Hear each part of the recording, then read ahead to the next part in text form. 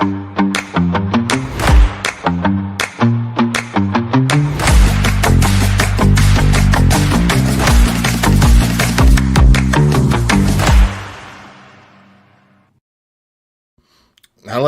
everyone, welcome back to the Galactic Court podcast.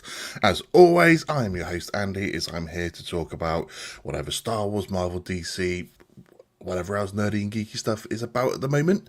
Apologies, this episode is coming out a little bit later than normal, in terms of the fact that it's now, well for me anyway, it's Tuesday morning, and I am here to review episodes 3 and 4 of Daredevil Born Again, the new Marvel Plus series. I did have some minor surgery last week, so yes, this is why the episode has been delayed by a few days more than normal, just because I needed a little bit of time to recover. But I'm here to get these episodes out before we get to this week's episodes 5 and 6. So quite a bit to catch up on from the last few weeks of Daredevil, to be fair. So let me know in the comments exactly how you've been feeling about this series so far.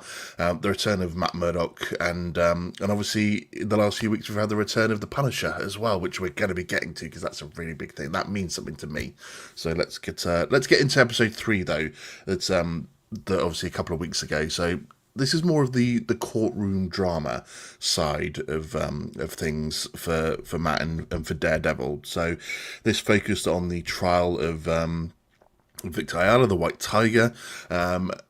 And it was an interesting episode, to be fair, because it didn't really focus too much on the other characters. We do see, obviously, a bit more about what's going on with Fisk and Vanessa and the sort of breakdown of their marriage, so to speak. But what's really interesting here for me was how Matt presents himself throughout this court case. So it starts off with a great monologue from Victor about his homeland of Puerto Rico and obviously the frogs that are there that annoy the visitors and the tourists, but they find it absolutely beautiful. And obviously we know what happens at the end of episode 3, so the fact that the rolling credits then just has the sound of those frogs, it was quite moving, to be fair. But throughout this episode, whether you like the courtside drama side or the legal / lawyer side of Matt, it doesn't really matter. We do need to see part of that. It obviously played a big part in the original series because, they're lawyers at the end of the day. Avocados at law. So they do need to make sure that that they're, doing this side of the show, whether you like it or not. It did ramp up a lot of things. I thought it was actually quite good in terms of the way that they tried to show Matt's desperation in a way. Some of it doesn't really sit well in terms of how Matt presents himself in the way that he outs White Tiger. We'll get to that in a bit, but let's just pick up from where we ended up episode 2, where Matt had that altercation, shall we say, with the 2 police officers. I felt like they barely touched on this in the next episode, because obviously, the way that those 2 officers were done over by Matt, it seemed like there would be massive consequences for him. A lot of people questioning if the police officers were even alive, because the way that he took them out and the way that they hit that floor was nothing short of brutal, to be fair. And it's only really addressed with the fact that they obviously have a little chat in the bathroom beforehand. Doesn't seem to be, too beat up the guy, which was just not how it looked, to be fair. And obviously he threatens Matt. Matt threatens him back by saying, if I reveal what you've done, you'll probably serve some jail time. And that's pretty much all that's done between them. And then when they do face off in court, obviously it starts off by Matt saying, I hear you've got a black eye. And he's like, don't worry about it. He's like, well, there's a saying in boxing, the cure for a black eye is fast hands, which was quite humorous, to be fair. And got a chuckle out of me. But obviously, it's not like everyone else has known what's going on in that courtroom with them, and the fact that he got the shit kicked out of him by Matt. So that was quite amusing, to be fair. But here we see, obviously, them putting their case forward that that the police officers knew who the guy was on the platform, and it's never really explained that, one, how the jury felt about they revealed that they kind of did, the police officers did know who the criminal informant, the confidential informant, the CI was, because he's like, he's your CI. There's official records stating that you've met him before, and he's like, don't know who he is. So caught in a lie, and didn't seem to be like any big repercussion about that really. And we see hints obviously throughout this episode as well of more police officers with the Punisher tattoo, the Punisher logo. And they obviously seem to be a bit of a, obviously, group together, those that are seeking to use their own brand of justice in a way. And obviously there's a lot of him mirroring real life in terms of the fact that, in America, real policemen and other forces do try and use the Punisher logo. And in the comics, we've seen that the Punisher absolutely hates this. He doesn't believe that cops should be using his logo. And the same has been said for real life in terms of they don't really support law enforcement using that as a sign of justice, because at the end of the day, Frank isn't really about justice; he's about vengeance. So it is a controversial one, but to see the cops in this series, a group of them using this is quite interesting. That they see Frank as or the Punisher as a symbol of what they should be doing, but obviously they're using it in a corrupt way, which we always assume that Frank is not going to be happy with, which we will obviously get to. But obviously they get their star witness up on the stand, the guy that was there that night, and he basically flakes out and just says, "Oh, nothing to do with me, I was at home," which is really shitty, to be fair. But it doesn't really explain either in this episode how the police managed to get to him, because Matt catches up with him at his flat in the previous episode, tells him to go and meet Cherry, who obviously picks him up and puts him into protective custody. And they go straight from there to the courtroom, despite the fact that the police obviously tried to stop him. They obviously did a bit of a decoy switch. Yeah, never really explained how the police managed to get to him and stop him from wanting to testify. It's just not explained at all, which to me was kind of weak. It was weird and odd that they decided to go down that route. It's the choice they made. We have to obviously live with that. It obviously throws things around for Matt, and then Matt does a complete then sort of 180 in this courtroom drama. So he decides then to out Victor as the White Tiger. He thinks that the only way that he's going to get to do this is by outing the White Tiger. And to be honest, this was really kind of crappy on Matt's behalf. He knows the struggle of what it's like to keep a secret identity. The fact that he keeps a secret identity to protect those that are around him. And it's just a bizarre turn from Matt. Obviously, even the judge pulls him up on it and tells him how much of a huge hypocrite he is, and he just kind of brushes it off and apologises. It does end up winning in the case because they obviously put a lot forward for what Victor's character is like, for what he is like as a person, that he's there to do the right thing. But it's just the fact that, knowing, obviously he has a chat with him after he outs him and says, you can never go back to being the White Tiger. You need to concentrate on your family. You do that, it's going to be and bad for you. So I just don't think it sits well with Matt's actual character and how he cares about people, that he would just dramatically turn around and out Victor like that as being the White Tiger to the world. It just doesn't sit right with me that he does that. So, but he does it. He manages to win the case. And obviously then the worst thing about this then is that Victor gets killed at the end of this episode. Obviously, Fisk is pissed that Matt manages to get him off, and he's obviously doing a big speech at the time to BB Urich about how vigilantes aren't heroes. Police officers dead, they should be held accountable, and he's going to make sure that the vigilantes just aren't going to be operating in New York under his mayorship. But even though, if you know the comic books, you know the fate of Victor as the White Tiger already. He is sort of brutally murdered. And so, whilst we could sort of see that coming, it's still a shock to see it happen right at the end of the episode.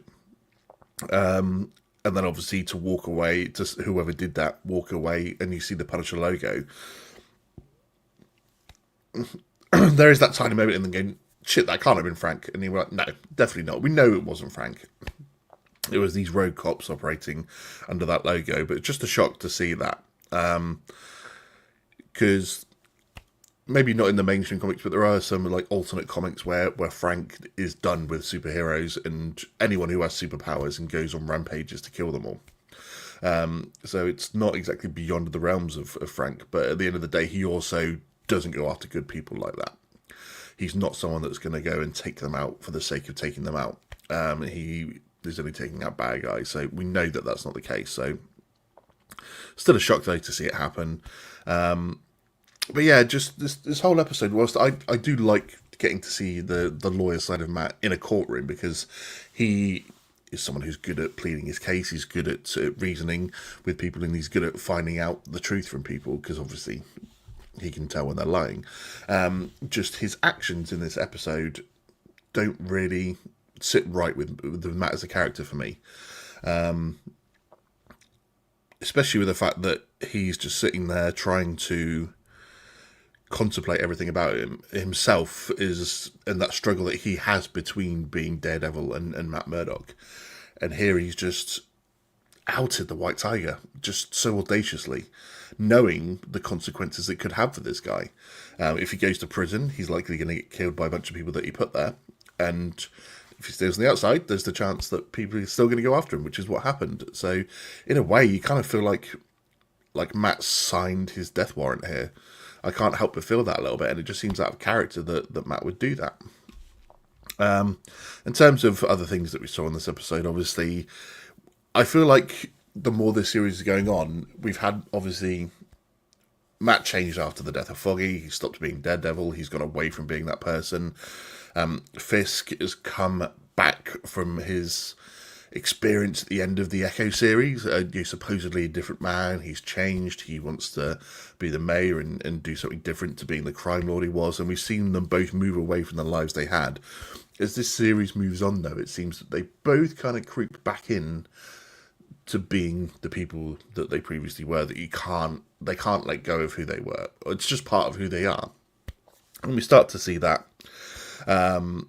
with Fisk as well, when it's like the police chief had said to him in the previous episode, once a thug, always a thug. And so he hasn't really quite changed his character, and we obviously do start to see that in the next episode as well. Maybe that he has a bit of a plan in his head as well, because before he, his status as is the kingpin of crime, shall we say, maybe the most powerful man around, and now he's calling the crime lords petty squabbling vermin. And he's like, sometimes you need to break the peace to cause a little bit of chaos before you can have a better peace. So I have been wondering throughout this series that when it comes to how he wants to deal with the head of the crime families, whether he lets them start arguing, lets them start fighting, and then he can swoop in and just wipe them out, essentially. Obviously seeing what was going on with Vanessa and the fact that his obviously relationship is not good with her. She seems to have had a bit of an affair going on. That was a bit of a shock, because you don't think that Fisk is ever going to react well to seeing what's happening, or to see that his wife has been having an affair. So that's always going to be interesting. In terms of episode 3, what else is there to mention? I mean, I do love like I said, the courtside element to Matt's character. I do like seeing him arguing in court. But it just seems that we're just postponing the return of Daredevil right now. In terms of as well that obviously they're setting things up for the future for maybe Angela to take over as the White Tiger actually does in the comics, and also his sister obviously is probably the most well-known White Tiger. So whether we're going to see that, it seems to be setting things up for Angela, to be honest, though, to take over. And there seems to be a big thing that potentially there was a passing reference, a Spider-Man reference to Officer Morales, in reference to Jefferson Morales, father of Spider-Man's Miles Morales. So whether that was supposed to be a passing hint, we don't know, obviously, at this moment in time, but it seems likely that it was just a little fun thing to go in there to get that mentioned off. But we roll on to episode 4. And this is obviously a big episode for us because we do get the return of Frank Castle as the Punisher. And like I said, that means something to me. Frank's one of my favourite characters in the comics as well, not just from the Netflix series. I think John Bernthal is fantastic as the Punisher in the Netflix series and obviously his own series. And to see him back in this episode, fucking amazing. I was so excited to see this. This was obviously the best part of it because the philosophical chats that Frank and Matt have are some of the best. Now that we can call the Netflix series canon and the MCU, it is some of the best writing that we get in the MCU. People want to talk about post-Endgame and what that's like and the quality of things that we've been getting. And even though this was just a 5-minute scene, it's already up there in terms of what we get in this post-Endgame era. So we obviously see that Fisk has a plan for, what was it, Redport, that he wants to obviously revive it, but he's starting to learn that he has to do everything by the book. He can't just call it into existence anymore. He has to do things via the red tape, and I just wonder if he's going to start to cut through those things and use them less and less as he gets frustrated by being the mayor and how he's hamstrung by all these things. So I wonder if that's something we're going to see, that he starts to maybe abolish the red tape, because it's not just like he's going to be mayor until the end of the series. He's going to be mayor beyond this, I think, so into other series and possibly even other films. So it's going to be interesting to see if he sticks by the red tape or if he starts to cut it out and just does what he wants to do, so to speak. But obviously there are some funny bits in the episode. The fact that he has to go and listen to a school choir sing, and he sat there with this really bizarre sort of smile on his face. It's kind of likey hilarious that he's forced to sit there and listen to this choir serenade him. And made even funnier by the fact that he's then start listening to the same song by a Latvian choir in the next meeting that he goes to. But obviously the kid's finishing that song and he stands up and claps. It was absolutely, I don't know why, absolutely hilarious. And the fact that they're like, okay, we've got our next song for you. And he's like, no, I've got to go. I'm out of here. See you later. Excuse me. And excuse me, sorry. Yeah, and then obviously he has to go to other meetings, and he's like, why do I care about any of this? It doesn't mean anything to me. When he goes to see the Latvian choir, and they're like, it's Latvian Heritage Day, it means a lot. I know a few people have got confused by the fact that they were thinking that maybe they were talking about Latveria, obviously the home of Doctor Doom, obviously Latveria, a fictional place, and then Latvia, real-life country in Europe. So let's not get confused between the two and think that a Doctor Doom cameo, Doctor Doom name drop was sort of happening. It wasn't quite in there. Just a shout out to TV Sleepy 323, just passing by. Thank you for stopping by, buddy. Appreciate it. But what's funny here is that obviously Fisk taking a beating from Daredevil, but it almost seems like this is the most pained we'd ever seen him having to listen to a bunch of kids in choirs serenade him. You know, part of the mayorship that he probably didn't think about and that he now has to endure.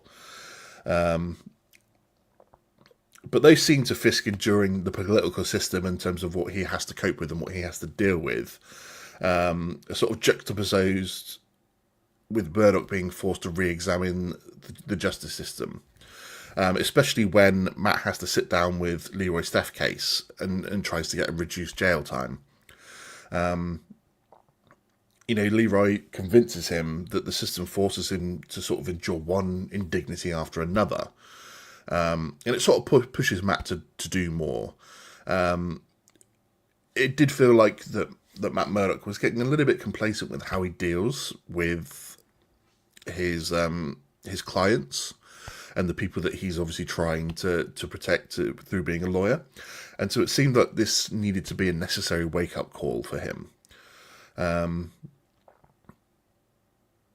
And so it kind of complements in a way what Frank tells him later, and how he needs to be more critical of the system, because you just kind of pass Leroy off as like, someone that's got a long rap sheet. He's constantly being in and out of court, in and out of jail, and he's just one of those people. But what he tells Matt kind of triggers it in Matt that he kind of needs to do more again. It's, he's got this law firm set up now. They seem to be doing well for the most part, even if they don't have the monetary backing, it seems. But, it's not that sort of dingy Series 1 law firm that they've got, or Series 2, where they're working for the people. They're doing whatever they can for the people. And maybe this is the wake-up call that Matt needed. Excuse me.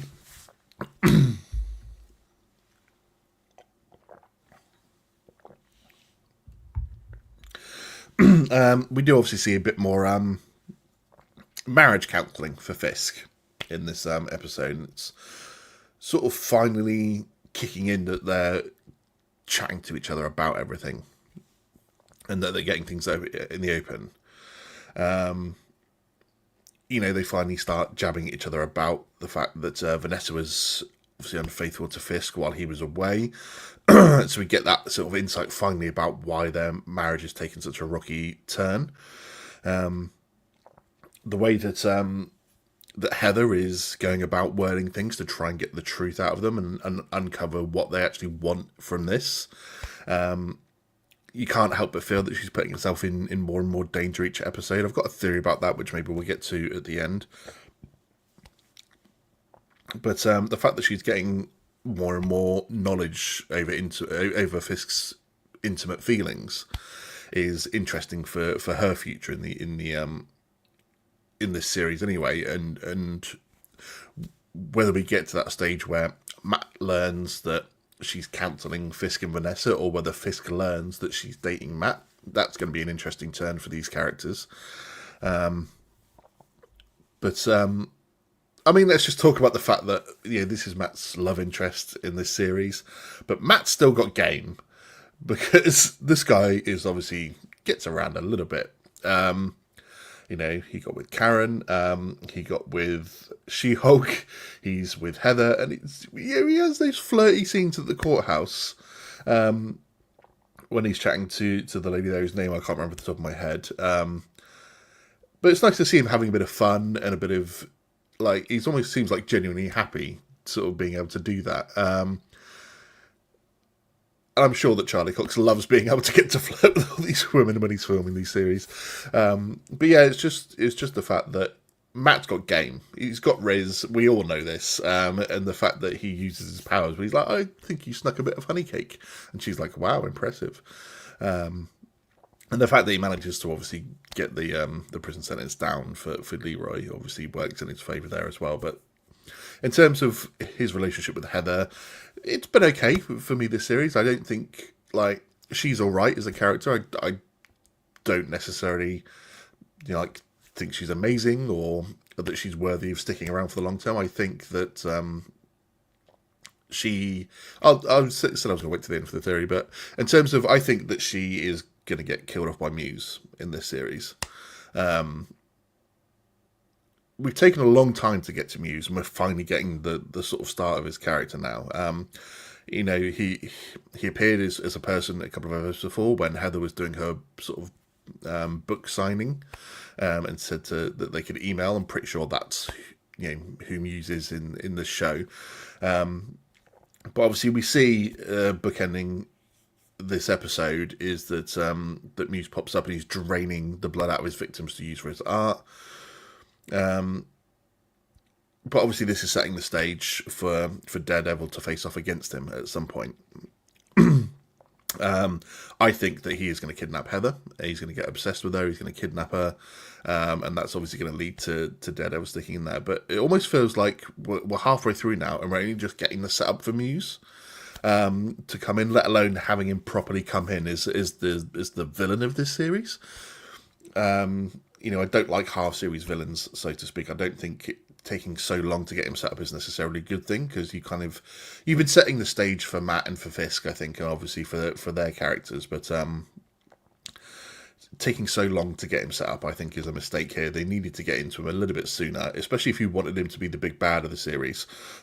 Whether he's the big bad or whether Fisk is the big bad, I mean, probably both together. I think the way that's going to go is that the police basically aren't going to be able to stop Muse.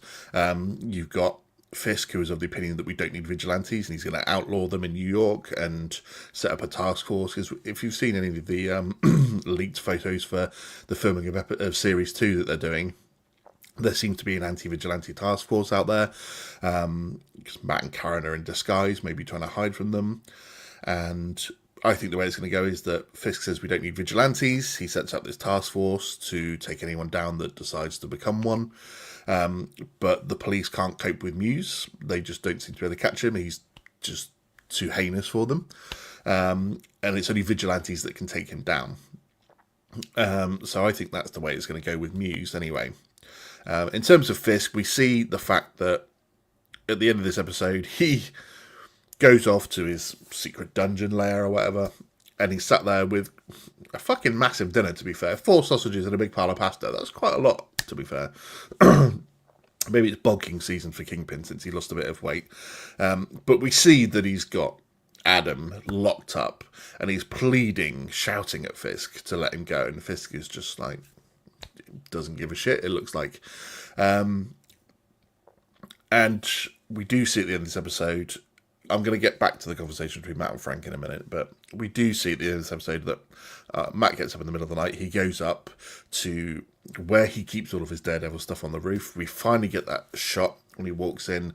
We see the plethora of different masks that he's got. We're like, yes, we're getting Daredevil back. And he takes out his fighting baton, and he's training with it. It looks like he's got a mace on the end of it now. So that looked interesting, and you're like, we're finally going to be getting Daredevil back, finally. So it seems that these two characters, no matter what they've gone through, no matter the changes that they've had to make, can't keep themselves from going back to their true nature. Fisk is the gangster, the thug that we've always known. He's took a guy that we've obviously clearly seen from the marks on his fists, seen him beating, and he's got him locked up away. And then Matt starts to train his Daredevil again. So no matter what these characters do, they're not going to be able to deny their true nature, and getting themselves back to who they really are, it seems.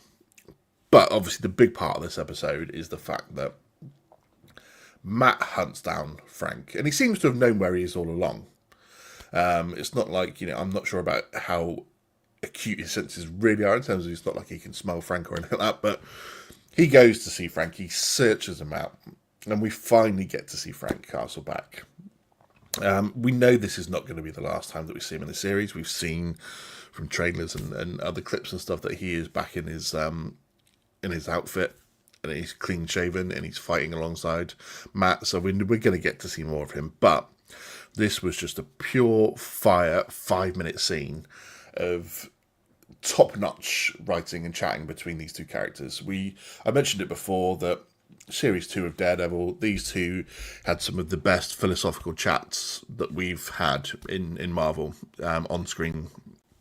So we get them there again, and obviously Matt confronts him about the fact that he's just been self-locked away, or he's been keeping himself hidden. He's just racking up his targets. And he says that obviously the cops are gunning people down using his logo. And he doesn't have the reaction that maybe we thought that they would do. In the comics, Frank is disgusted by the cops using his Punisher logo as a symbol for them. And here he's just like, just a bunch of goddamn fanboys. And I expected a bigger reaction from Matt. It seems like maybe this isn't the first time it happened either, because his reaction to it just seems that this has happened before, and that he's like, goddamn fanboys. So, yeah, did I expect a big reaction from Frank on this one? Absolutely. But if it's happened a few times, then he's like, oh, well, what the fuck am I supposed to do about that? Maybe he would have a big reaction that if it's now cops doing it, rather than maybe copycats or anything like that. So, interesting that he had that reaction. But what we do get here is the dynamic between them between Frank and, as he likes to call him, Red, is sort of beyond fantastic. But Castle sort of, as I said, brushes aside the issue with the cops and using the logo, and he cuts to the heart of what's really eating at him. Matt tends to be in control of almost every conversation that he's in because of his abilities. But Frank sort of brings out something else in him. He's just full of anger and he's just so wrathful. It's not long before Matt sort of breaks down. And their conversation about justice and revenge is just an explosive debate. And it's sort of what this story needed to start kicking it back after maybe a quiet episode or two. I mean, we were promised before the series started there was going to be less talking and more action. Part of what made the Daredevil series good originally from Netflix is some of the conversations that were had. You need to have that as part of this. You can't be balls to the wall action all the time. And to me, there's actually been a lot less action in these first 4 episodes than I thought there was going to be. I'm going to get to that in a bit as well, but you know, it's just sort of a bitter, tear-filled argument between the two, because Frank's talking about, again, this philosophical stance that he has, that he just puts the people down. He's not there to listen to their stories, to make sure that the system gives them what they deserve. He's just there to serve the vengeance that's needed and move on. Whereas Matt's all about the system, trying to make the system work. Even when he was Daredevil, he's like, you've got to trust the system. Whether that's a bit hypocritical, I don't think so, because he's trying to help serve justice, so to speak, by getting the people that deserve it in prison. But I think for the first time ever as well, we get Bullseye named as Bullseye. I think that's the first proper name drop for Bullseye we've had in the MCU, because he wasn't called that in Series 3. He hasn't been called that so far, I don't think. Maybe I'm incorrect on that. I don't know if episode 1 got sentenced or anything around that bit. He was called Bullseye. But yeah, maybe the first proper time that he's been called Bullseye. And that kind of, to me, has been glossed over a little bit. Who came up with that nickname? Was that just something that they've been calling him, and it's the first time we've heard it? But Frank drops that, and this is where it starts getting, because obviously Frank has this ability to bring out emotion in Matt that he doesn't want to. And you can see him, he's fighting so hard to keep hold of it because he doesn't want to let that loose. And the fact as well that obviously Frank says a few things to make Matt react, and he actually punches him. And then he straight out backs off and apologises and tries to restrain himself. It's brilliant. And then obviously we get the hard-hitting bit where he's talking about the fact that Bullseye gets to breathe the same air as him. He gets to sit there and stuff and just exist. And Matt obviously screams, he got life. And then Frank hits him back and he's like, what about Foggy? Did he get life? And that just cuts so fucking deep. And it just shows how these two characters can just hit each other so hard. It just means so much when these two are on screen together. It really does. And obviously Matt saying that Foggy was one of the purest souls that he ever met, and those two could not hold a candle to what Foggy was like. And then he says goodbye to Frank, and he's out off in the wind. It just always gets me so emotional to see these two characters on the screen together. Punisher, one of my favourite characters of all time. Daredevil is as well. But just the acting from these two gentlemen is absolutely phenomenal. Second to none for me in so much MCU stuff. There are a lot of good performances that you could pull out, but these two together, I mean, that was a 5-minute scene, and it's probably the most impactful that I've seen in a long time. People are talking about, post-Endgame MCU. That scene is probably up there as one of the best. And I've even seen some people say you could put that as a top 5 scene in all of the MCU. And there's a lot of brilliant moments that you can pick out. I Am Iron Man, the portal scene, Cap's speech in Winter Soldier about never backing down. You could pick all of these moments as individual scenes, and this scene is being talked about as being up there, and I think it deserves it so, because the impact that these two have on each other, the way that they talk about their philosophical standings, is just so immense that it really does mean a lot for these two to have that conversation. And then obviously, I think that it triggers that in Matt, in that he can't just step away anymore, and that he needs to be Daredevil again. Speaking of which, there's something I wanted to just touch on as we roll this to the end, is that the lack of Daredevil we've actually seen in this series. They were obviously building it up to obviously a big return. But when you hear about obviously what the original plans were for this series, and after Kevin Feige stepped in and he said, "What's going on here? You know, there's no Karen, there's no Foggy. Obviously, people have been recast. It's just not what they hoped it to be." And he said that he was reading scripts and that we don't see Daredevil in his suit until episode 4 of the original planned series. So he scraps all that. So it kind of then, if that was something that they picked on and gone, this is unacceptable, that we don't, till the end of episode 4 is the first time we see Daredevil in his suit. So far in 4 episodes, half this series now nearly, we've only had Daredevil in the first 10 minutes of the series. We haven't seen him since then.